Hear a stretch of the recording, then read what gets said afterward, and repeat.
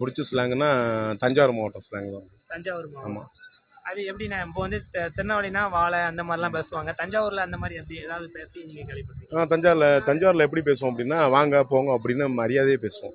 தஞ்சாவூரில் பேசுகிற ஸ்லாங் மாதிரி வேற எங்கேயும் நான் இது வரைக்கும் கேள்விப்பட்டதில்லை பார்த்ததில்லை. ஏன்னா அவங்க எல்லாமே வந்து ரொம்ப பக்குவமாக பேசுவாங்க, எடுத்து பேசுவாங்க.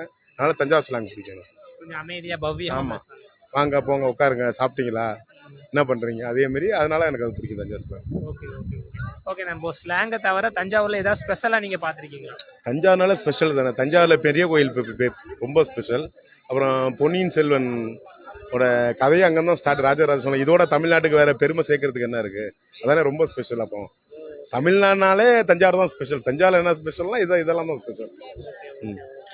இந்த இது கோவில் அதை தாண்டி வேற ஏதாவது சாப்பிட்றதுல ஃபுட்டோ இல்லாட்டி வேற ஏதாவது ஸ்பெஷல் ஏதாவது இருக்காங்க? தமிழ்நாட்டுக்கே சாப்பாடு போடுற ஒரே இடம் தஞ்சாவூர் தான். களஞ்சியம் விவசாயம் ஃபுல்லா அங்கதான் இருக்கு. அப்புறம் என்ன சாப்பாடுக்கு ஸ்பெஷல்? அது இல்ல அது அதுக்காக வேண்டிதான் கேட்டேன் பார்த்துக்கோங்க. Okay okay. நெல் வந்து அதிகமா உற்பத்தி பண்ற இடம் தஞ்சாவூர். ஓகே, அதனால எல்லா இடத்துக்கும் சாப்பாடு போடுறதுனால தஞ்சாவூர் ஒரு ஸ்பெஷல்.